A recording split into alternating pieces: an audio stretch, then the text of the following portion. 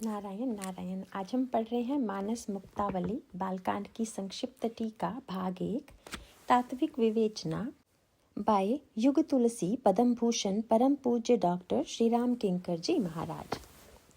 धर्म से तु पालक तुम ताता, प्रेम बिबस सेवक सुख दाता। अर्थ, हे तात, तुम धर्म सेतु के रक्षक हो, साथ ही प्रेम के वशीभूत होकर सेवकों को सुख देने वाले हो। जनकपुर में भगवान श्री राम और श्री लक्ष्मण महर्षि विश्वामित्र के समीप बैठे हुए थे। तभी श्री लक्ष्मण जी के हृदय में जनकपुर को देखने की आकांक्षा का उदय हुआ, किंतु प्रभु के भय और महर्षि विश्वामित्र के संकोच के कारण वे अपने हृदय की इच्छा को स्पष्ट नहीं कहते हैं। परंतु राघवेंद्र लक्ष्मण के अंतःकरण की आकांक्षा को पहचान लेते हैं और वे गुरुदेव के समक्ष मुस्कुराकर अत्यंत विनम्र भाव से नमन करते हैं। राज अनुज मन की गति जानी, भगत बच्छलता ही हुलसानी। परम विनीत सकुचि मुख सुकाई, बोले गुरु अनुशासन पाई। महर्षि विश्वामित्र का आदेश पाकर प्रभु ने उनसे अनुरोध करते हुए कहा, गुरुदेव, लक्ष्मण नगर देखना चाहते हैं, किंतु आपके संकोच और भय के कारण स्पष्ट नहीं कह पाते हैं। यदि आप आज्ञा दें तो मैं इन्हें नगर दिखलाकर ले आऊं। नाथ लखनपुर देख चहही, प्रभु संकोच डर प्रकट न कहही। जऊँ राउर आय सुमै पावऊं, नगर दिखाई तुरत लई आवऊं। श्री राघवेंद्र की नम्रता भरी वाणी सुनकर महर्षि विश्वामित्र ने श्री राम के शील की सराहना करते हुए उन्हें धर्म सेतु पालक की उपाधि प्रदान की। सेतु के अभाव में एक ही नदी के दो किनारों पर रहने वाले व्यक्ति एक दूसरे से नहीं मिल पाते हैं। धारा का एक छोटा सा व्यवधान बड़ी दूरी बन जाता है। सारा समाज भी नदी के किनारों के समान विभक्त है। इनमें परस्पर दूरी है और यह दूरी प्रत्येक क्षेत्र में विद्यमान है, चाहे वह वर्णगत हो या आर्थिक अथवा बौद्धिक। स्वभावतः प्रत्येक वर्ग दूसरे वर्ग के प्रति संघर्ष करता है। प्रत्येक वर्ग का पक्षपात अपने ही वर्ग के प्रति होता है। धर्म सेतु का मुख्य उद्देश्य समाज के प्रत्येक वर्ग और व्यक्ति को एक दूसरे के निकट लाना है। वर्ण व्यवस्था का प्रतिपादन करने वाला वैदिक मंत्र विराट ब्रह्म से ही सारे वर्णों की उत्पत्ति का वर्णन करता है। शरीर में अंग पृथक पृथक होते हुए भी एक दूसरे के पूरक हैं। वस्तुतः न तो कोई छोटा है और न ही कोई बड़ा। अपने कार्य को संपन्न करने वाला प्रत्येक अंग श्रेष्ठ है। शरीर में शीर्षस्थ नेत्र आदि प्रकाश शून्य होकर केवल शोभा की वस्तु रह जाएं तो उनकी तुलना में वह चरण श्रेष्ठ है जो अपने कार्य का निर्वाह कर रहा है। इसी प्रकार धर्म भी सारे विश्व को विराट ईश्वर से संबद्ध कर उसमें एकता के सूत्र को स्थापित करता है।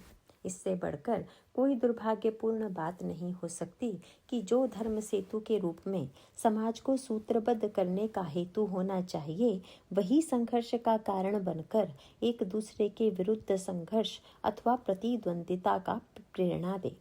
इस प्रकार यह कहा जा सकता है कि यद्यपि धर्म का मुख्य उद्देश्य लोगों में एकत्व की सृष्टि करना है, किंतु बहुधा धर्म अपने इस उद्देश्य की पूर्ति में सफल नहीं हो पाता है, क्योंकि स्वार्थी व्यक्ति धर्म की व्याख्या भी अपने स्वार्थों के अनुकूल ही करने की चेष्टा करते हैं। ऐसी स्थिति में श्री राम के अवतार का उद्देश्य क्या था? महर्षि विश्वामित्र ने इसके लिए यही कहा, धर्म से तु पालक तुम ताता, प्रेम बिबस सेवक सुख दाता। इसका तात्पर्य है कि जब धर्म का वह पुल जो मिलाने का साधन होना चाहिए था टूट रहा था, विनष्ट हो रहा था और लोग अपने मिथ्या अहंकार से एक दूसरे के विरुद्ध संघर्षरत थे, ऐसे समय में श्री राम के रूप में ऐसे सेतु का प्रादुर्भाव होता है जो परस्पर विरोधी शक्तियों को एक दूसरे के सन्निकट ले आता है। महर्षि विश्वामित्र से बढ़कर इस सत्य को जानने वाला दूसरा कोई व्यक्ति नहीं हो सकता था। क्योंकि वशिष्ठ और उन विश्वामित्र का संघर्ष इतिहास की एक महत्वपूर्ण गाथा था, जहाँ दोनों ही महापुरुष एक दूसरे के विरुद्ध बद्ध परिकर थे। श्री राम ने दोनों में गुरुत्व का सूत्र स्थापित कर दोनों को ही समान सम्मान का पद प्रदान किया। विश्वामित्र श्री राम के व्यक्तित्व की इसी उदारता पर रिझे हुए हैं और प्रस्तुत प्रसंग में भी उन्होंने श्री राम की सराहना करते हुए इसी तथ्य की ओर इंगित किया है। यहाँ एक ओर लक्ष्मण जी की बाल सुलभ आकांक्षा का आनंद है और दूसरी ओर गुरु विश्वामित्र की वैराग्य और गंभीरता से भरी हुई वाणी के श्रवण का लाभ। श्री राम तो सत्संग के महानतम प्रेमी हैं।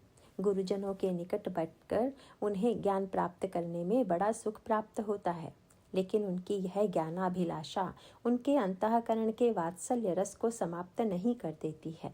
जब कोई व्यक्ति जीवन में गंभीरता का वर्णन करता है, तब बहुधा वह हास्य और विनोद की वृत्ति से वंचित होता है, और यदि कुछ लोग हास्य और विनोद में रस लेते हैं तो वे जीवन में गंभीरता को पास भी भटकने नहीं देते।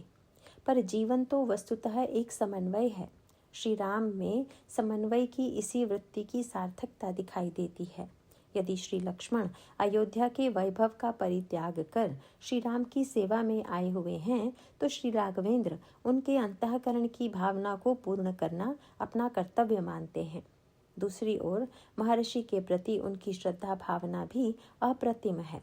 इस प्रकार उनके समक्ष एक बालक और एक वृद्ध है, एक गंभीर और एक उत्साह से भरे हुए व्यक्ति के बीच में समन्वय की साधना का जो सूत्र उपस्थिति होता है, वह उनके शील की ही सच्ची अभिव्यक्ति है। एक और वे महर्षि विश्वामित्र के चरणों में नमन करते हैं। बिना उनकी अनुमति के बोलना भी उन्हें अनुशासन के विरुद्ध जान पड़ता है, किंतु दूसरी ओर लक्ष्मण के अंतःकरण की भावना को वे संकोच छोड़कर प्रकट कर देते हैं। श्री लक्ष्मण नगर देखना चाहते हैं और यह कहने में श्री राम को रंच मात्र भी संकोच नहीं होता। वे एक और महर्षि के प्रति आदर और दूसरी ओर लक्ष्मण के प्रति स्नेह तथा अपनत्व की भावना से प्रेरित हैं। एक प्रकार आदर और अपनत्व की इस खाई में श्री राम का व्यक्तित्व सेतु के समान एक दूसरे को मिलाने वाला है। महर्षि विश्वामित्र उन व्यक्तियों में नहीं हैं जिनका जीवन वात्सल्य और स्नेह से सर्वथा शून्य हो। उन्होंने श्री राम को यह उलाहना नहीं दिया कि क्या मेरा सानिध्य छोड़कर नगर देखने के लिए जाने की इच्छा तुम्हारे चरित्र के गौरव के अनुरूप है। इसके स्थान पर वे न केवल श्री राम और लक्ष्मण की सराहना करते हैं, अपितु उन्हें ऐसा जान पड़ता है कि वस्तुतः लक्ष्मण न केवल श्री राम को साथ लेकर नगर देखना चाहते हैं, अपितु लक्ष्मण तो जनकपुर में श्री राम के सौंदर्य की ख्याति को प्रचारित करना चाहते हैं। श्री लक्ष्मण की इस पुनीत भावना को देख करके ही महर्षि को प्रसन्नता होती है, और दूसरी ओर श्री राम का शील उन्हें भावाभिभूत कर देता है तथा वे यह कह उठते हैं कि राम, सच्चे अर्थों में तुम पुल के समान एक दूसरे को निकट लाने वाले हो। तुम्हारा जीवन ही सच्चे सेतु और सच्चे समन्वय का तत्व उपस्थित करता है। कंकन किनकिनी नुपुर धुनि सुनी, कहत लखन सन राम हृदय गुनी, मानहु मदन दुंदुबी दीन्ही, मनसा विश्व विजय कहाँ कीन्ही। अर्थ: कंकन किनकिनी और नुपुर की ध्वनि सुनकर प्रभु ने विचार कर श्री लक्ष्मण से ये वचन कहे। ऐसा प्रतीत होता है कि जैसे कामदेव वाद्य बजाता हुआ विश्व विजय के लिए निकल पड़ा हो। धनुर्भंग के पहले पुष्पवाटिका में श्री सीताराम का पूर्वानुराग प्रसन्न राघव नाटक को छोड़कर अन्य किसी ग्रंथ में प्राप्त नहीं होता।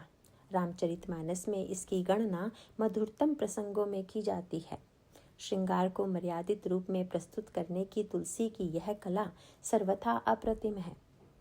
एक ओर श्री राम पुष्पवाटिका में महर्षि विश्वामित्र के पूजन के लिए पुष्प लेने पधारते हैं, तो दूसरी ओर श्री सीता पार्वती पूजन के लिए दिए गए माँ के आदेश का पालन करने के लिए वाटिका में आती हैं। इस तरह यह प्रसंग मर्यादा की स्वर्ण मंजुषा में रत्न की भांति शोभित है। किंतु तुलसी के लिए यह प्रसंग केवल श्रृंगार की अभिव्यक्ति का साधन मात्र ही नहीं है, अपितु इसके माध्यम से वे सौंदर्य, श्रृंगार, अनुराग, काम और भक्ति साधना के अनुपम तत्वों को प्रकट करते हैं। पुष्प वाटिका में किशोर किशोरी के अनुराग का वर्णन गोस्वामी जी के मर्यादावादी रूप से भिन्न जान पड़ता है। महाराज श्री जनक यह प्रतिज्ञा कर चुके थे कि वे धनुर्भंग करने वाले व्यक्ति के साथ ही अपनी कन्या का विवाह करेंगे। ऐसी स्थिति में उस प्रतिज्ञा की पूर्ति से पहले श्री सीता द्वारा मानसिक रूप में राघवेंद्र का वरण क्या धर्मसंगत माना जा सकता है? दूसरी ओर धनुर्भंग के पश्चात यदि कवि के द्वारा सीता राम प्रेम का वर्णन किया जाता तो वह प्रेम का उत्कृष्ट दृष्टांत न होकर मात्र परंपरा और मर्यादा का ही एक चित्र होता। सत्य तो यह है कि वे धर्म और प्रेम दोनों के अतिवादी दृष्टिकोण को अस्वीकार कर देते हैं। यदि धार्मिक कट्टरता की भावना अनुराग और प्रीति को अस्पृश्य मानकर समग्र रूप से उसकी उपेक्षा करती है, तो प्रेम रस रसिक धर्म को शुष्क मरुभूमि मानकर उसके पास भी नहीं फटकना चाहती। तुलसी का धर्म व्यक्ति को सामाजिक सुरक्षा प्रदान करता हुआ भी उसे कारागार के रूप में परिणत नहीं कर देता, और न तो प्रेम के नाम पर वे उस उच्छृंखलता का ही समर्थन करते हैं जो समाज की प्रत्येक मर्यादा को स्वतंत्रता के नाम पर ध्वंस करने में आनंद का अनुभव करती है। पुष्प वाटिका प्रसंग में रस और मर्यादा का वे वही स्वरूप अंकित करते हैं जो लोक मंगल के लिए परम आवश्यक है। पुष्प वाटिका में श्री राघवेंद्र और जनक नंदिनी एक दूसरे के अलौकिक सौंदर्य को देखकर भले ही मुग्ध हो गए होंगे, किंतु यहाँ उनके आगमन का उद्देश्य एक दूसरे की सुंदरता को निहारना नहीं था, और न वे किसी पूर्व संकेत के आधार पर एक दूसरे से मिलने ही आए थे। इसके प्रतिकूल श्रद्धा की तात्विक प्रेरणा से ही वे दोनों वाटिका में आते हैं। श्री राम मालियों से अनुमति लेकर प्रमुदित हृदय से पूजन के लिए पुष्प चयन में संलग्न हो जाते हैं। चहु दिसी चितई पूंछी मालेगन लगे लेन दल फूल मुदित मन। पार्वती पूजन के लिए आई हुई जानकी भी अनुराग भरे अंतःकरण से भगवती उमा का पूजन करती हैं। पूजा कीन अधिक अनुरागा निज अनुरूप सुभग बर मांगा। श्रृंगार और अनुराग का प्रसंग इसके पश्चात ही आता है। केवल अनुराग की समग्रता अभीष्ट होने पर वे वाटिका में पुष्प चयन करते हुए सीता और राम की अचानक ही चार आंखें करा सकते थे। यह नाटकीयता की दृष्टि से अधिक स्वाभाविक होता, किंतु इससे मर्यादा और प्रीति के समन्वय का दर्शन अधूरा रह जाता। इसके पश्चात श्री सीता जी के अंतःकरण में दर्शन की उत्कंठा का वर्णन करते हैं। श्री राम का एक दिन पहले ही जनकपुर आगमन हो चुका है। वे महाराज श्री जनक के सम्मानित अतिथि थे। नगर दर्शन में सारे जनकपुर वासी उनके सौंदर्य से सम्मोहित हो चुके हैं। चारों ओर एक ही स्वर गूंज रहा था, कौन वह शरीरधारी है जो इस सौंदर्य पर मुग्ध नहीं हो जाएगा। उनका मनोभाव इन पंक्तियों में प्रकट होता है। जुबती भवन झरोखन लागी, निरख ही राम रूप अनुरागी। कहि परस्पर वचन सप्रीति, सखी इन कोटि काम छवि जीती। सुर नर असुर नाग मुनि माही, शोभा अति कहूँ सुनियत नाही। विष्णु चारि भुज विधि मुख चारि, विगट बेस मुख पंच पुरारी। अपर देव अस को न आही, यह छवि सखी पट तरई जाई। वै किशोर सुषमा सदन, श्याम गौर सुख धाम। अंग अंग पर बारियई, कोटि कोटि सतकाम। कहूँ सखी अस को तनुधारी, जो न मोह यह रूप निहारी। इतना ही नहीं, जनकपुर वासिनी प्रत्येक ललना की यह धारणा थी कि जानकी के लिए इससे अधिक कोई उपयुक्त वर हो ही नहीं सकता। उनकी उत्कंठा इस सीमा तक थी कि वे इसके लिए महाराज श्री जनक द्वारा प्रतिज्ञा छोड़ देने की कामना करती हैं। यदि वे इसके लिए प्रस्तुत न हो तो भावुकता के कारण वे विदेह को अविवेकी की उपाधि तक देने के लिए प्रस्तुत हो जाती हैं। अंत में वे इस निष्कर्ष पर पहुंचती हैं कि ब्रह्म उनकी इस कामना को अवश्य पूर्ण करेगा।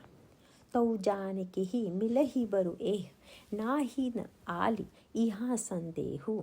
जौं विधि बस अस बनई संजोगु, तौं कृत कृत्य होई सब लोगु। सखी परंतु पन राव न तजई, विधि बस हठि अविवेकई भजई। कौ कह जौ भल अहै विधाता, सब कह सुनई उचित फल दाता।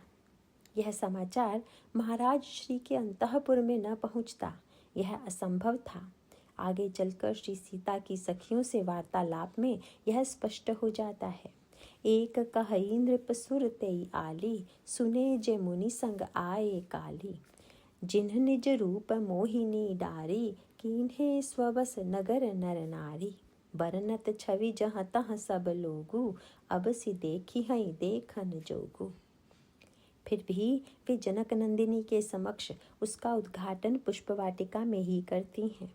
श्री सीता की सखियों को यह औचित्यपूर्ण नहीं लगा होगा कि वे धनुर्भंग के पहले अपनी स्वामिनी के अंतःकरण में किसी राजकुमार के प्रति उत्कंठा और पूर्व राग की सृष्टि करें। यह सीता की सखियों की सजगता का सूचक है। किंतु पार्वती पूजन के तत्काल बाद एक सखी के द्वारा वर्णित राजकुमार के अनिर्वचनीय सौंदर्य का संकेत सुनते ही सखियां खुलकर अपने हृदय के उद्गारों को प्रकट करती हैं, क्योंकि पूजा के तत्काल बाद राजकुमार के आगमन को उन्होंने ईश्वरीय संकेत के रूप में देखा। कवि इसी अवसर पर देवर्षि नारद के वचनों का भी स्मरण करता है, जिन्होंने कभी जनक नंदिनी की हस्तरेखा देखकर भविष्यवाणी की थी। इसी वाटिका में जिस राजकुमार का सौंदर्य तुम्हें सम्मोहित करेगा, वही तुम्हारा पति होगा। इस तरह वे प्रेम और मर्यादा को एक दूसरे के पूरक रूप में प्रस्तुत करते हैं। पुष्पवाटिका में स्नेह की जो सरिता प्रवाहित होती है, वह वर्षा की उद्दाम वेगवती नदी में नहीं है, जो लोक वेद के कुल कगारों को तोड़ने पर तुली हुई हो। वह तो शरद ऋतु की निर्मल जल वाली मंदाकिनी है, जो कगारों के मध्य से बहती हुई अनुपम सौंदर्य की सृष्टि करती है। उसके स्नेह जल में वासना की वह मलिनता नहीं है, जो वर्षा की नदी का सहज स्वभाव है। रसवंती के इस दिव्य जल में स्नान कर व्यक्ति अपने चरित्र को शुद्ध बना सकता है। इसका जल पीकर मन की प्यास मिटा सकता है। एक सखी पार्वती के पूजन में सम्मिलित न होकर वाटिका परिभ्रमण के लिए जाती है। देवर्षि के वचनों में उसकी अविचल श्रद्धा थी। उसकी उत्कंठा भरी आंखों के समक्ष भुवन मोहन राम का सौंदर्य आते ही उसका मन प्राण इस दिव्य रस में डूबने लगता है। किंतु आकर्षण के इन क्षणों में जब शरीर की सुध-बुध भी जाती रहती है, तब भी वह उसे खोने नहीं देती।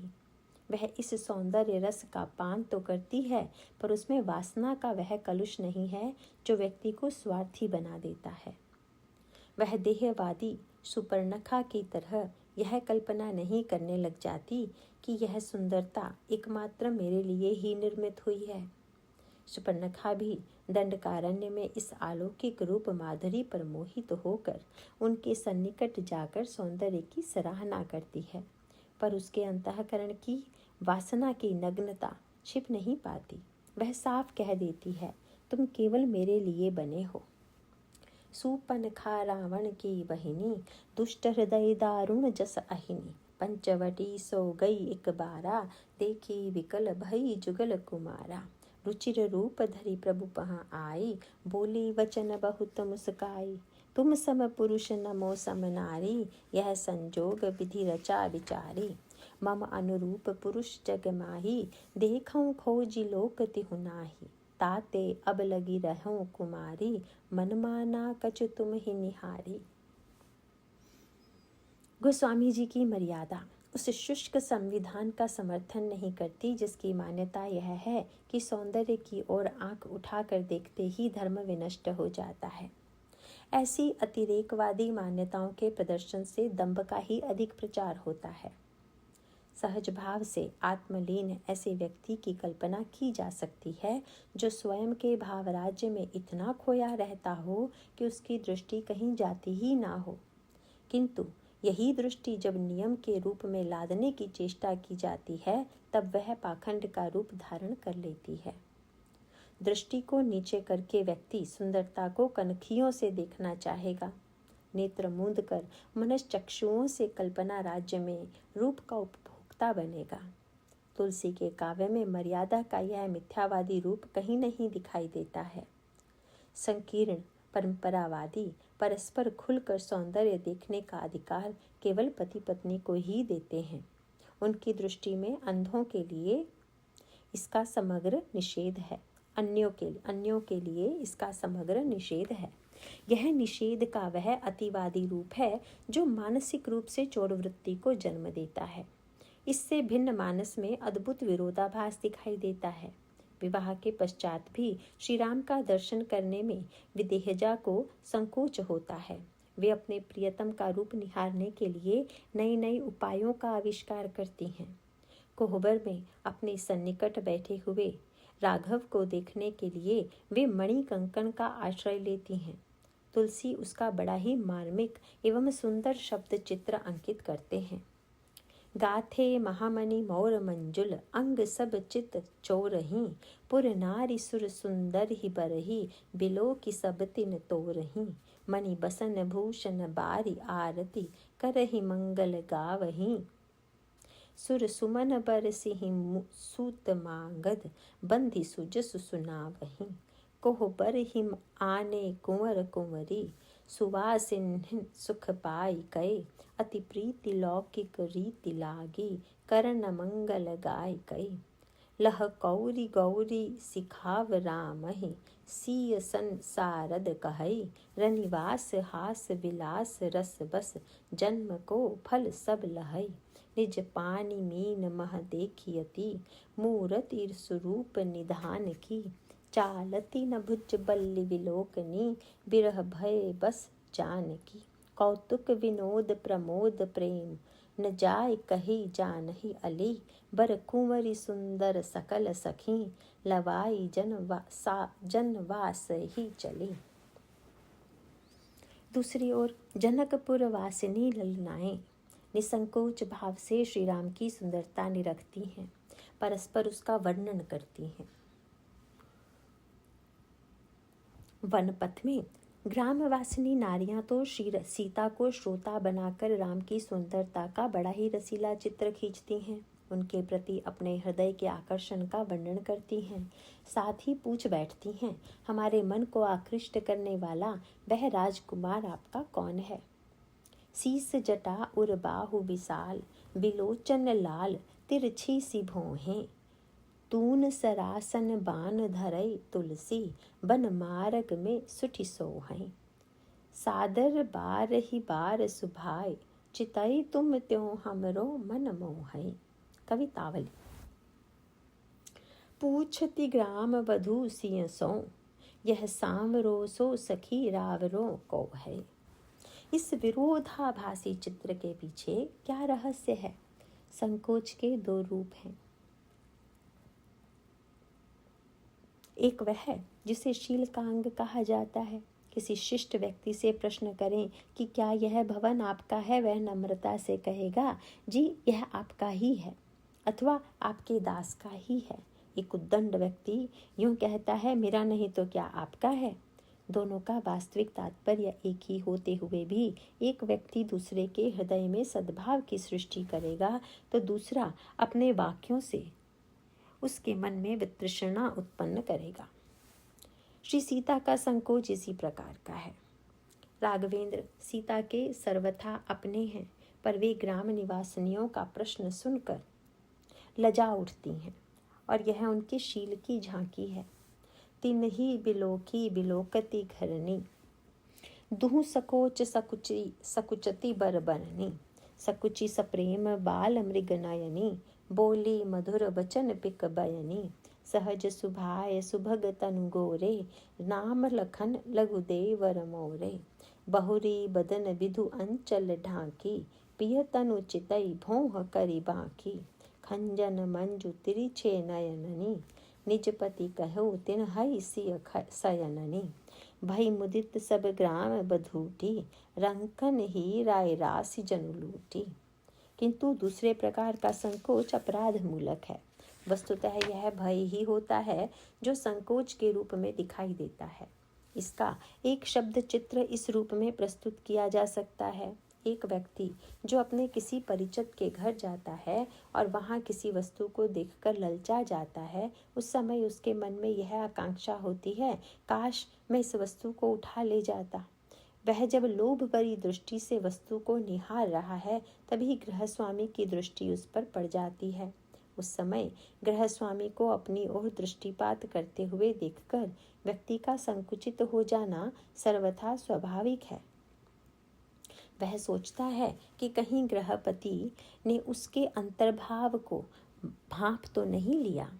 यह अपराध वृत्ति प्रेरित संकोच बहुधा लोगों की आकृति पर परिलक्षित होता है। सुंदरता के संदर्भ में तो इसे और भी व्यापक रूप में देखा जा सकता है। जनकपुर वासिनी और वनपथ में मिलने वाली नारियों में इस प्रकार के संकोच का सर्वथा अभाव है। इसका एकमात्र कारण यही है कि उनके सौंदर्य दर्शन में किसी प्रकार की अपराध वृत्ति थी ही नहीं। उनके अंतःकरण में इस सुंदरता को देखकर निश्चल अनुराग की भावना जागृत होती है।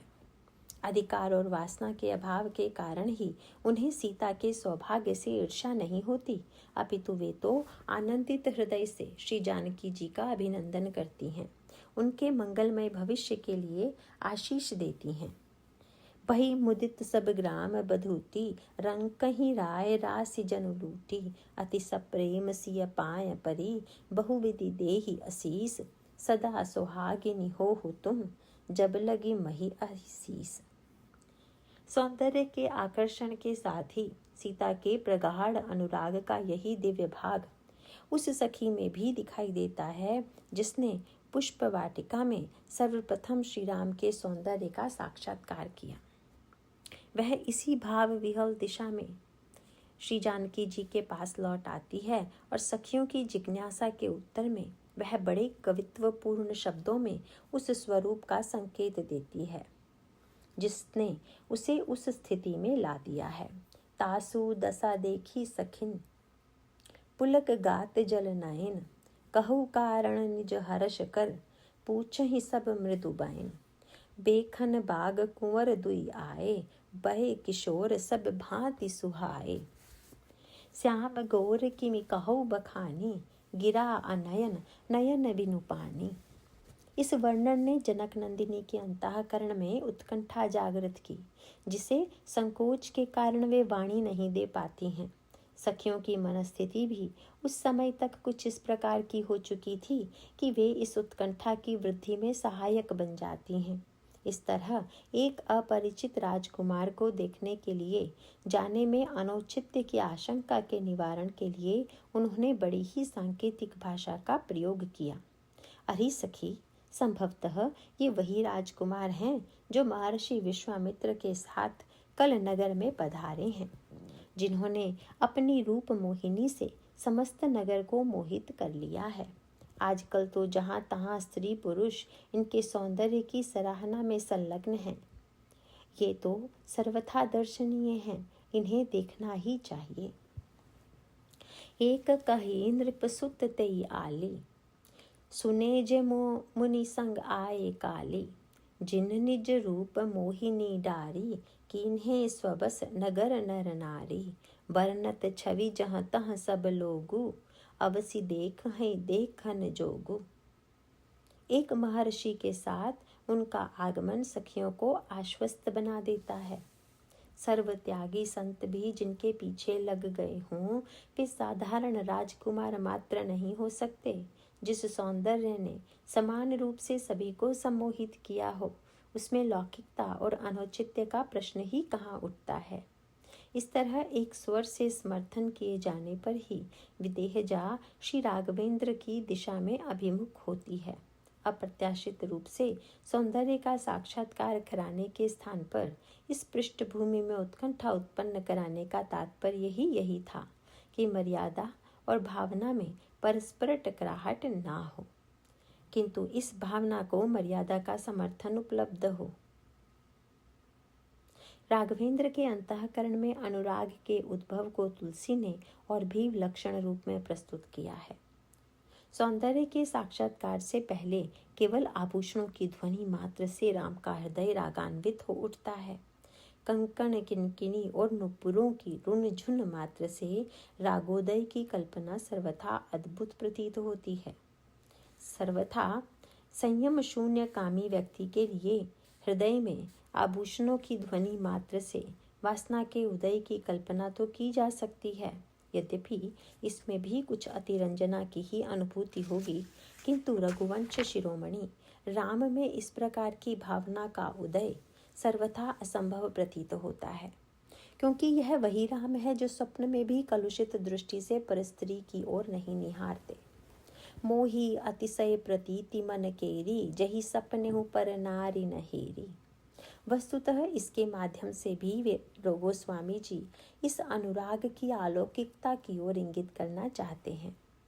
सौंदर्य के साक्षात्कार से सम्मोहित होने के अनगिनत उपाख्यान इतिहास में प्राप्त होते हैं, किंतु किसी अज्ञात रूप के आभूषणों की ध्वनि का आकर्षण कवित्वपूर्ण दार्शनिकता का तत्व सहृदय श्रोता और पाठक को रससिक्त बना देता है।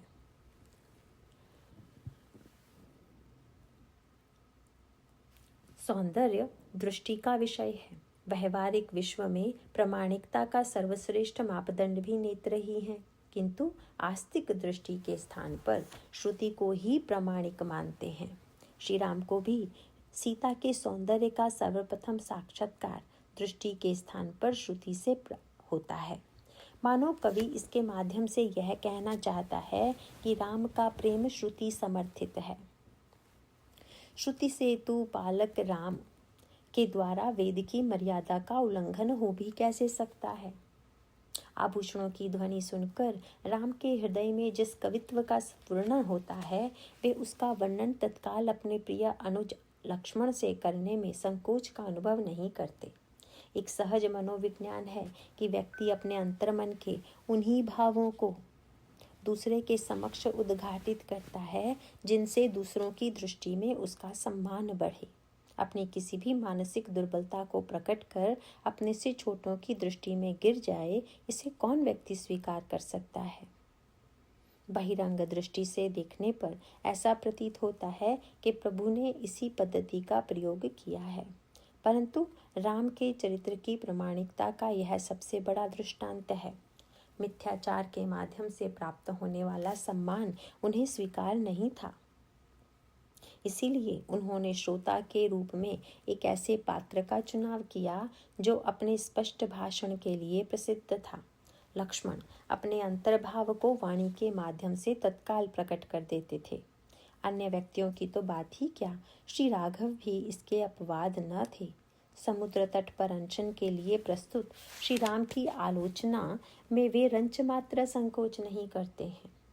मंत्र न यह लछि मन मन भावा, राम वचन सुनि अति दुख पावा। नाथ दैव कर कवन भरोसा, सोशई सिंधु करई मन रोसा। कादर मन कर एक अधारा, दैव दैव आलसी पुकारा। अतः ऐसे व्यक्तियों के समक्ष प्रभु के द्वारा की जाने वाली कविता मात्र सराहना सुनने की भावना से प्रेरित नहीं थी। आध्यात्मिक अर्थों में लक्ष्मण मूर्तिमान वैराग्य हैं। कवि काव्य रसिक श्रोता की खोज में रहता है, किंतु राघवेंद्र ने अपने श्रृंगारिक कविता के लिए वैराग्य को श्रोता बनाकर एक नई परिपाटी को जन्म दिया। काव्य रस की सार्थकता वैराग्य को रसप्लावित कर देने में ही है, किंतु यह काव्य केवल श्रृंगार की साधारण अभिव्यक्ति मात्र नहीं है। यह उत्प्रेक्षा मानस के दर्शन को कविता की भाषा में प्रकट करती है। आभूषणों की ध्वनि में श्री राम को विश्व विजय के लिए परिस्थिति काम का दुंदुभोष सुनाई देता है। लगता है काम में दुस्साहस की पराकाष्ठा आ गई है। वह भगवान शिव पर आक्रमण करते समय उनके समक्ष आने का साहस नहीं एकत्र कर पाता। आम वृक्ष के पत्तों की आड़ से ही वह रुद्र पर शरसंधान करता है। देखी रसाल बिटप बर साखा, तेही पर चढ़ेऊ मदन मन माखा। किंतु देवाधिदेव कामारी जिन राम की आराधना करते हैं उन पर आक्रमण करने के लिए कामधुंदुभि घोष करता हुआ आवे। यह कैसा आश्चर्य है। दुर्गुणों की सेना में काम का पराक्रम अतुलनीय है। वह विश्व को अपनी इच्छा के अनुकूल नचाता है। जो जग काम नचाव न जेही में इसी चुनौती का स्वर गूंज रहा है, किंतु राम भक्तों को काम प्रभावित नहीं कर पाता। धरी न काहु धीर सबके मन मनसिज हरे, जे राखे रघुवीर ते उबरे तेहि काल मह। दोहावली रामायण में श्री गोस्वामी जी दावा करते हैं, राम और काम का एक साथ रहना उसी प्रकार असंभव है जिस तरह सूर्य और अंधकार का। जहाँ राम तहाँ काम नहीं, जहाँ काम नहीं राम, तुलसी कबहु न रही सके, रवि रजनी एक धाम। किंतु इस सिद्धांत के होते हुए भी तुलसी उनके साथ एक साथ होने की कल्पना पुष्प वाटिका में करने के लिए बाध्य हो जाते हैं। पुष्प वाटिका में ही नहीं अपितु पूरे विवाह प्रसंग में काम अनेक रूपों में उनके स्मरण का पात्र बनता है। धनुष यज्ञ में श्री सीता के चंचल नेत्रों को देखकर कवि को ऐसा प्रतीत होता है कि जैसे चंद्रमंडल के डोल में दो मनसिज मीन क्रीड़ा कर रहे हों। प्रभु ही चितहि पुनि चितव मही, राजत लोचन लोल, खेलत मनसिज मीन जुग, जनु विधु मंडल डोल। दूल्हे को लेकर थिरके हुए अब अश्व को देखकर भी उन्हें यही लगता है कि काम ही अश्व का रूप बनाकर राघवेंद्र की सेवा में आ गया है। कहीं न जाई सब भांति सुहावा, बाजी वेश जनु काम बनावा, जनु बाजी वेश बनाई, मनसिज राम हित अति सोहई, आपने भय बल रूप गुण, गति सकल भुवन विमोहहि।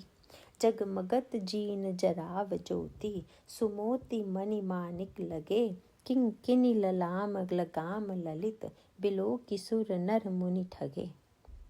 विवाह मंडल में भांवरी की मधुमयी बेला में श्री सीता और राम कनक कलश की प्रदक्षिणा करते हैं। मंडप के मणि स्तंभ में उनका प्रतिबिंब बार बार प्रकट होता है। कवि को ऐसा आभास होता है कि काम और रति ही अनेक वेश बनाकर इस विवाह का आनंद लेने के लिए आ गए हैं। दर्शनों की उत्कंठा के साथ साथ वे सामने आने में संकोच का अनुभव करते हैं।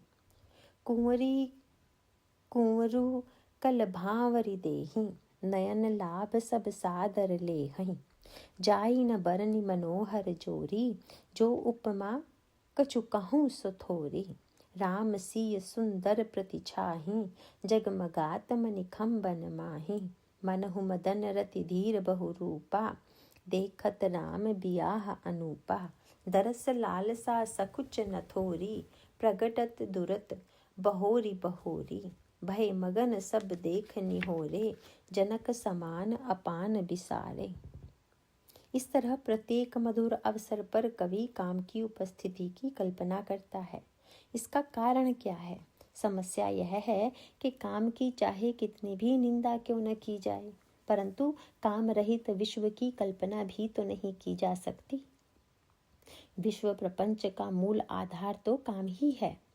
काम विनाश विश्व विनाश का ही पर्याय सिद्ध होगा। फिर विवाह का मुख्य देवता ही काम है। अतः काम के समग्र विनाश के स्थान पर लोक कल्याण के लिए काम का परिष्कार ही अपेक्षित है।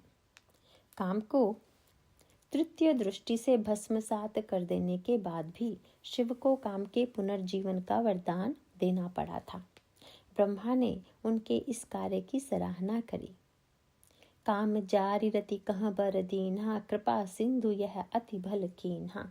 यद्यपि काम लोक कल्याण की प्रेरणा से ही शिव पर आक्रमण करने के लिए आया था, किंतु उसने इस कार्य में तपस्विनी पार्वती का सहयोग प्राप्त नहीं किया। पार्वती मूर्तिमती श्रद्धा है। श्रद्धा के द्वारा संकल्प पूर्ति के स्थान पर वह सदा शिव के हृदय में वासना जागृत कर देवताओं का कार्य सिद्ध करना चाहता है। पवित्र साध्य के लिए अपवित्र साधनों का आश्रय लेने में वह संकोच नहीं करता। शंकर से विवाह के अनुरोध करने के लिए जब भगवान श्री राम उनके समक्ष प्रकट हुए, तब उन्होंने आदेश और अनुरोध के साथ साथ पार्वती के पवित्र चरित्र का गायन किया। अति पुनीत गिरिजा कई करनी, विस्तर सहित कृपा निधि बरनी। अब बिनती मम सुनहु शिव, जो मो पर निज नेहु। जाई विवाह हुसैल जहीं, यह मोहि मांगे देहु। किंतु काम श्रद्धा की उपेक्षा कर केवल अपने पौरुष का प्रदर्शन करना चाहता था, इसीलिए वह रुद्र के द्वारा दंडित किया गया। पुष्प वाटिका में वह पुरानी भूल नहीं दोहराता। शिव पर उसने शरीरी बनकर आक्रमण करने की चेष्टा की थी, किंतु इस वाटिका में वह अनंग के रूप में ही आता है। साथ ही वह पराभक्ति स्वरूपा आद्या शक्ति श्री सीता जी के पावन श्री चरणों का आश्रय लेकर ही विश्व विजय के अपने संकल्प को पूरा करना चाहता है। महाशक्ति के आश्रय से ही वह भय मुक्त हो सका है। अतः यह काम न तो पराजित ही किया जा सकता है और न ही उसे विनष्ट करने का प्रयास किया जा सकता है। काम 3 ही स्थितियों में पतन का कारण बनता है। नंबर 1, जब उसका केंद्र केवल शरीर हो। नंबर 2, जब वह श्रद्धा विहीन हो। नंबर 3, जब वह स्वयं को छिपाने की चेष्टा करे। रुद्र पर आक्रमण करते हुए उसमें तीनों दोष विद्यमान थे। वाटिका में वह इन तीनों दोषों से मुक्त है, इसीलिए राघवेंद्र उसे अपने कवित्व का विषय बनाते हैं। काम श्रद्धा और भक्ति का मूल आधार तो नहीं हो सकता, किंतु श्रद्धा और भक्ति दोनों मातृ स्वभाव के कारण उस पर वात्सल्य भरा अनुग्रह रखती हैं।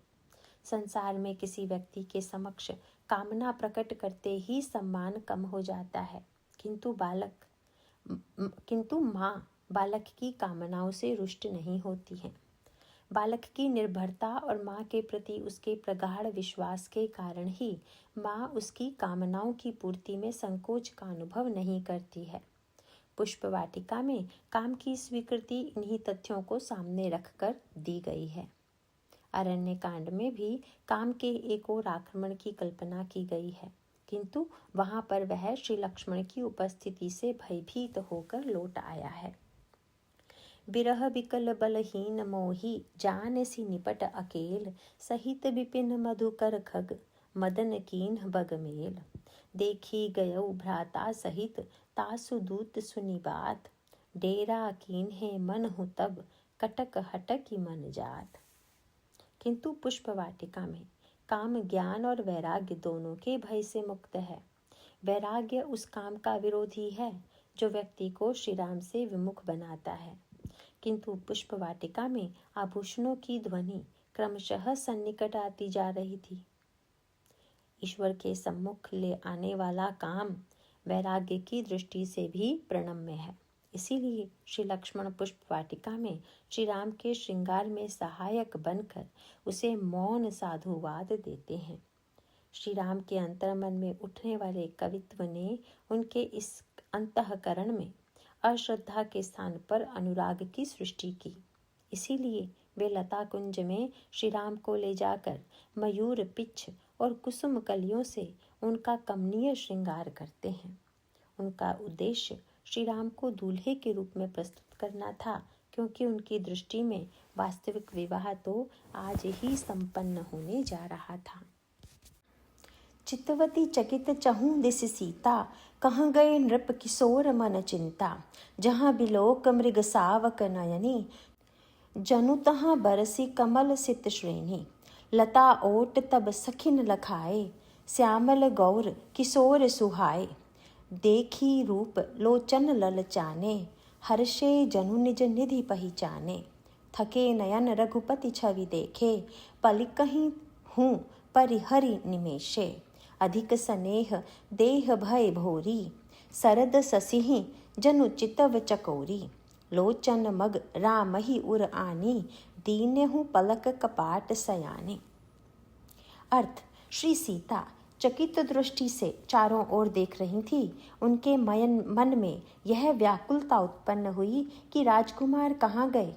बाल मृग नयनी सीता जिधर दृष्टि उठाकर देखती है, उधर लगता है जैसे श्वेत कमलों की वर्षा हो रही है।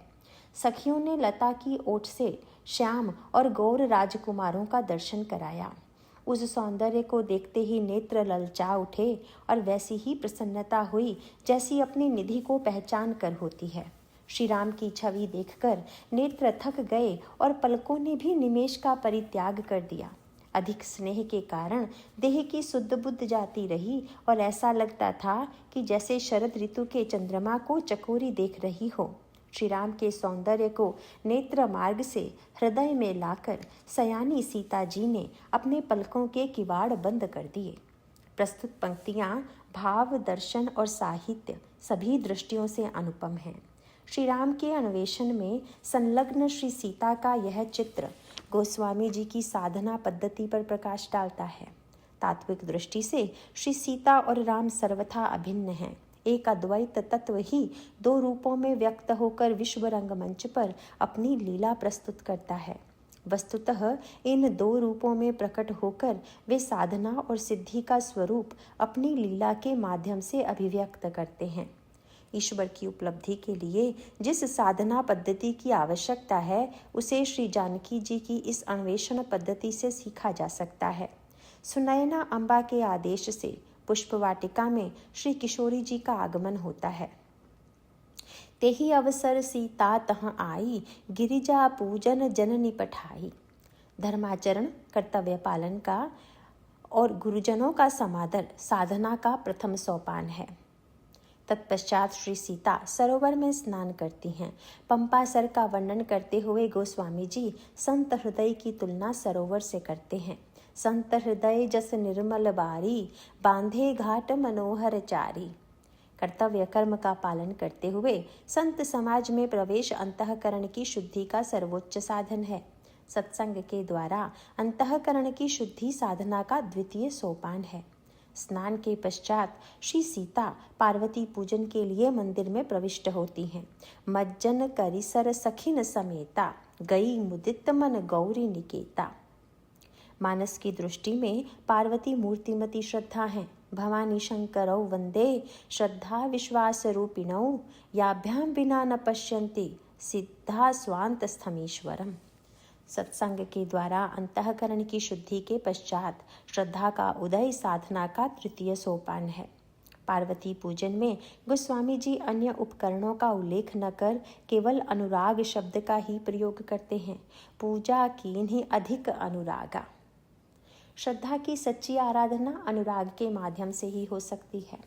श्रद्धा और अनुराग का मिलन साधना का चतुर्थ सोपान है।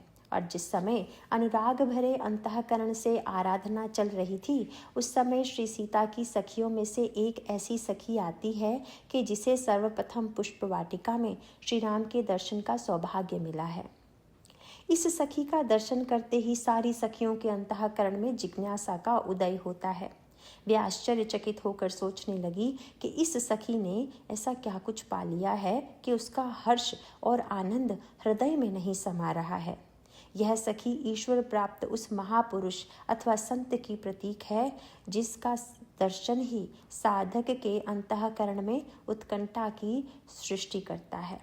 ऐसे भावुक सत्पुरुषों का दर्शन करके दूसरों का हृदय भी भाव रस से भर उठता है। आपू छकी नयना छके, अधर रहे मुसुकाई। छकी दृष्टि जा पई परई, रोम रोम छकी जाई। आचार्य की उपलब्धि के रूप में यह साधना का पंचम सोपान है। जिज्ञासा से भरी हुई सखियां व्याकुल भाव से प्रश्न करती हैं। तासु दशा देखी सखिन, पुलक गात जलु नयन, कहु कारण निज हर्ष कर, पूछहि सब मृदु बैन। आचार्य से जिज्ञासा प्रेरित प्रश्न साधना का छठा सोपान है। अनुरागमयी सखी ने प्रभु का एक मनोरम चित्र प्रस्तुत किया। हे सखी, दो राजकुमार इस वाटिका में आए हुए हैं। उनकी अवस्था किशोर है और वे हर प्रकार से सुंदर हैं। एक राजकुमार श्याम है और दूसरा गौर। पर वर्णन करते करते अचानक उसने अपनी असमर्थता का वर्णन करते हुए कहा, उस सौंदर्य का वर्णन मैं कैसे करूं? क्योंकि दृष्टि जो देखती है वह कह नहीं पाती और जिस वाणी के द्वारा वर्णन होता है वह दृष्टिविहीन है। इस प्रकार सखी ने ईश्वर की अनिर्वचनीयता का वर्णन करते हुए प्रसंग का समापन किया। कथा श्रवण के रूप में यह साधना का 7वां सोपान है। इससे हृदय में उत्कंठा का उदय होता है। भगवत स्वरूप का श्रवण मात्र अपने आप में साध्य नहीं है। अनेक ऐसे लोग होते हैं कि जो श्रवण के व्यसनी होकर निरंतर सुनने में ही आसक्त हो जाते हैं। यद्यपि श्रवण का स्वयं भी एक अपना रस है और वह रस अन्य समस्त रसों से न जाने कितना उत्कृष्ट है, पर जिस वस्तु का वर्णन हम सुनते हैं उसे सुनने के पश्चात यदि हमारे अंतःकरण में उस रस को पाने की उत्कंठा जागृत नहीं होती है तो यही मानना होगा कि वस्तुतः वह वर्णन पूरी तरह सार्थक नहीं हुआ। जैसे सुस्वादु व्यंजन का वर्णन सुनकर व्यक्ति के मुख में पानी आ जाता है और उसको पाने की बलवती इच्छा उत्पन्न होती है, उसी प्रकार ईश्वर के सौंदर्य, शील और गुणों का वर्णन केवल श्रवण के लिए ही नहीं है। वह वर्णन श्रोता के अंतःकरण में ईश्वर की उपलब्धि की आकांक्षा उत्पन्न कर सके, तभी उसकी सार्थकता है। श्री सीता जी इसमें पूरी तरह सफल रहीं। तात्विक दृष्टि से दोनों राजकुमार ब्रह्म और जीव हैं। इस वर्णन में अनिर्वचनीयता का प्रतिपादन जिस रूप में किया गया है उसमें रस और ज्ञान का समन्वय है। मैं वर्णन कैसे करूं? वाणी नेत्र विहीन है और नेत्र के पास वाणी नहीं है। व्यवहारिक दृष्टि से यह यथार्थ प्रतीत नहीं होता, क्योंकि सृष्टि के प्रत्येक पदार्थ का वर्णन की पद्धति इसी रूप में प्रचलित है। नेत्र के द्वारा व्यक्ति किसी वस्तु को देखता है और उसका वर्णन वाणी के द्वारा किया जाता है, किंतु यहाँ पर सखी ने नेत्र और वाणी दोनों ही की अपूर्णता का वर्णन किया। अपूर्ण विश्व के पदार्थों का वर्णन यदि अपूर्ण इंद्रिय से किया जाए तो इसमें कोई अनुचित्य नहीं है, पर पूर्ण ब्रह्म तत्व को अपूर्ण वाणी के माध्यम से व्यक्त कर सकना असंभव है। तथा उन्हें आदेश के रूप में दर्शन की बात न कहकर सखी ने अनिर्वचनीयता के प्रतिपादन के माध्यम से सखियों के अंतःकरण में उत्कंठा उत्पन्न की। इसका तात्पर्य है कि सत्संग, कथा, श्रवण आदि के पश्चात ईश्वर के दर्शन की उत्कंठ साधना का 8वां सोपान है। उत्कंठा के पश्चात साधना के 9वें सोपान के रूप में महात्म्य ज्ञान का परिचय प्राप्त होता है। श्री सीता जी की अन्य सखियां भी प्रभु के महात्म्य ज्ञान से परिचित थीं, किंतु व्यवहारिक जगत में कुल, शील, मर्यादा आदि के अवरोधों के कारण वे दर्शन का साहस नहीं जुटा पा रही थी। किंतु भावमयी सखी के दर्शन से उनके अंतःकरण की आशंकाएं समाप्त हो गईं और तब वे परस्पर एक दूसरे को दर्शन के लिए प्रोत्साहित करने लगी। सुनि हर्षि सब सखी सयानी, सियहि अति उत्कंठा जानी। एक कही नृप सुत तेई आली, सुने जय मुनि संग आय काली।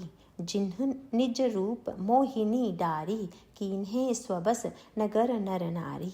बरनत छवि जहाँ तहाँ सब लोगु, अवसि देखी हैं देखन जोगु।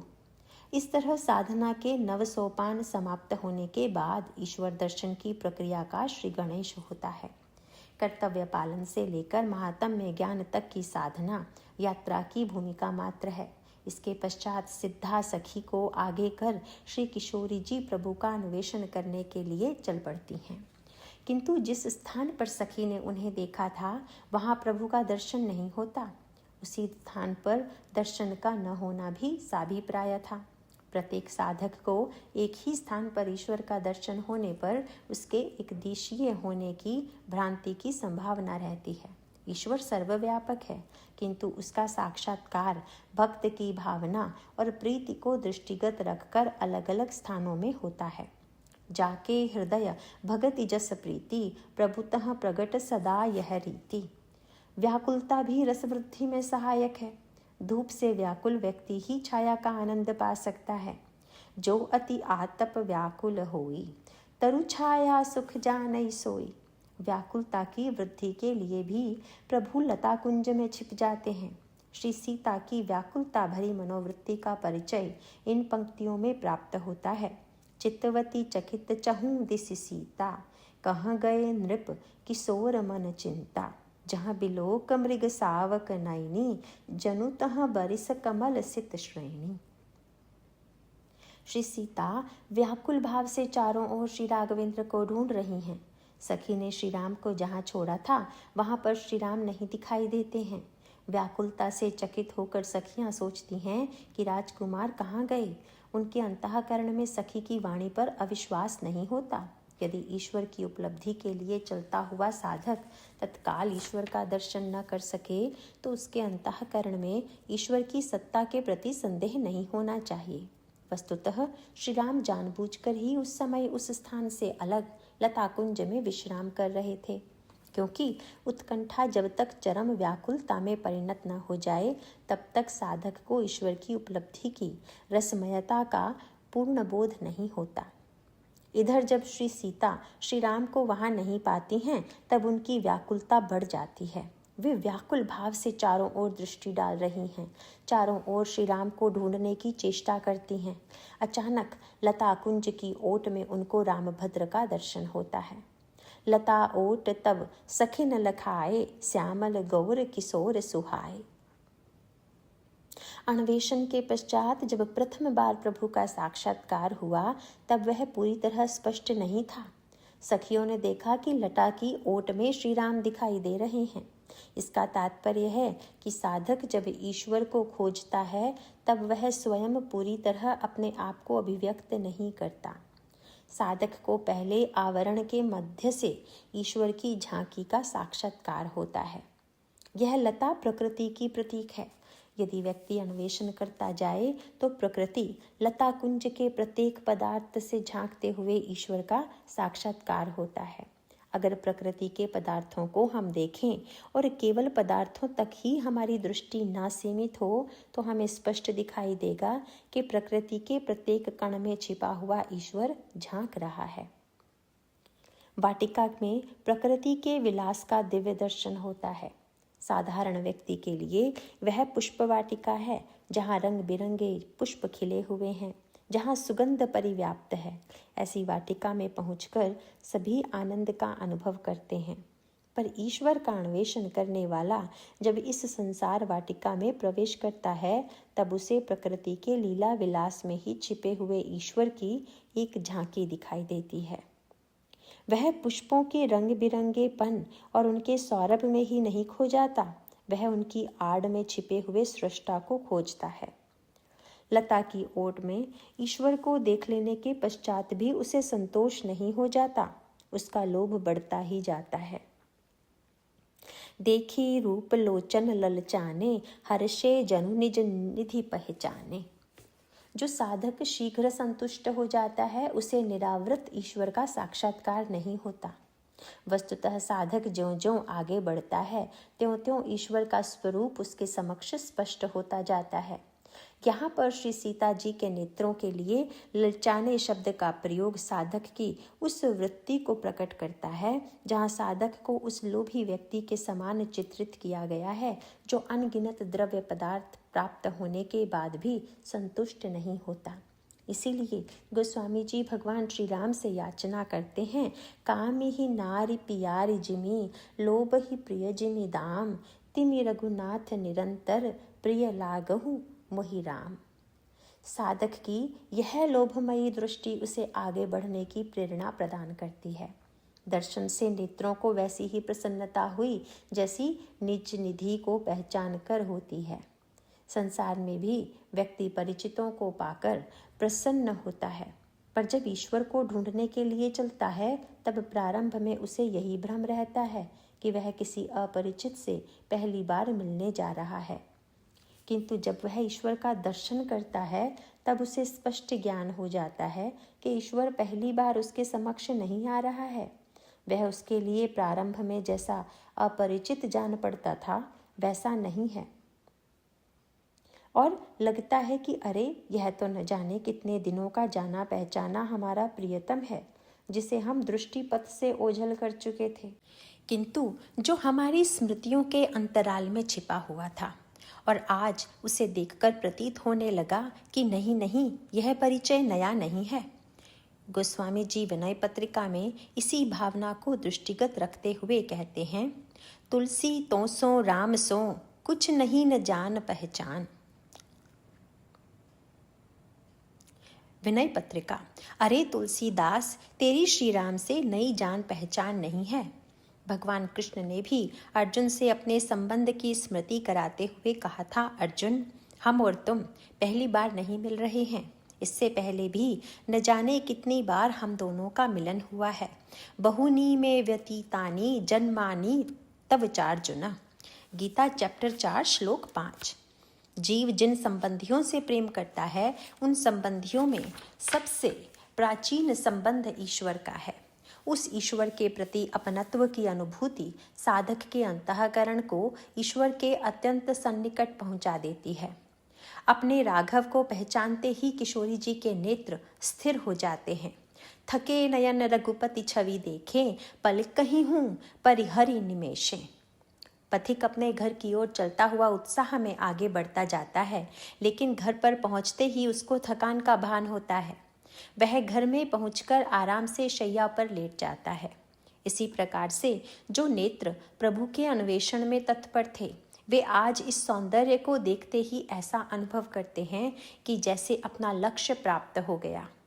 पलकें स्थिर हो गईं और तब श्री राघवेंद्र के अनुपम सौंदर्य को देखकर श्री किशोरी जी एकटक देखती ही रह गईं। उस सौंदर्य को देखते ही उन्हें देह की सुध बुध जाती रही और ऐसा प्रतीत हो रहा था कि जैसे शरद ऋतु के चंद्रमा को चकोरी देख रही हो। अधिक स्नेह देह भय भोरी, शरद ससिहि जनु चितव चकोरी। भगवान के सौंदर्य का साक्षात्कार देह की स्मृति से व्यक्ति को ऊपर उठा देता है। संसार का सौंदर्य जहाँ व्यक्ति को और भी देहाध्यासी बना देता है, व्यक्ति देह में और अधिक आसक्त होता जाता है, वहाँ ईश्वरीय सौंदर्य व्यक्ति को देह से ऊपर उठाकर एक ऐसी दिव्य स्थिति में ले जाता है जहाँ पर देह और उससे उत्पन्न होने वाली वासनाएं रह ही नहीं जाती हैं। प्रभु का दर्शन करते करते अचानक श्री किशोरी जी ने नेत्र मूंद लिए। अब दर्शन की एक नई पद्धति का आविष्कार हुआ। लोचन मार्ग से प्रियतम को हृदय मंदिर में ले आकर पलक कपाट मूंद लिए गए। लोचन मगरा मही उर आनी, दीने हूँ पलक कपाट सयानी। ईश्वर कहाँ है, भीतर या बाहर? वह कैसा है, निर्गुण अथवा सगुण? इस सारे प्रश्नों का सांकेतिक उत्तर इस प्रसंग में प्राप्त हो जाता है। मानस की मान्यता यही है कि यह भीतर बाहर सर्वत्र है, वही निर्गुण है, वही सगुण है। निर्गुण सगुण विषम समरूपम, ज्ञान गिरा गौती तमनुपम। सर्व सर्वगत सर्व उरालय, बससी सदा हम कहूँ परिपालय। श्री किशोरी जी ने भी इसी मान्यता की पुष्टि की। निर्गुण का निवास हृदय में है, सगुण नेत्र में रहता है। हिय निर्गुण नयननी सगुण कहकर इसी ब्रह्म का वर्णन दोहावली में किया गया है। वही लता कुंज में माया का आश्रय लेकर सगुण हो जाता है, वही निर्गुण अंतर्यामी के रूप में हृदय में निवास करता है। इस तरह कर्तव्य कर्म से लेकर ईश्वर के साक्षात्कार तक की पद्धति का संकेत प्रस्तुत प्रसंग में उपलब्ध होता है। श्री किशोरी जी के चरित्र में साधना का प्रश्न कैसा, किंतु माँ जैसे अपने नन्हे बालक को अंगुली पकड़कर चलना सिखाते समय स्वयं भी उसी तरह चलती है, उसी तरह वात्सल्यमयी जगजननी ने पुष्प वाटिका की रसमयी लीला के माध्यम से अपने साधक बालकों को प्रभु की उपलब्धि का मार्ग दिखाया। बाकी का नेक्स्ट पार्ट में। नारायण नारायण।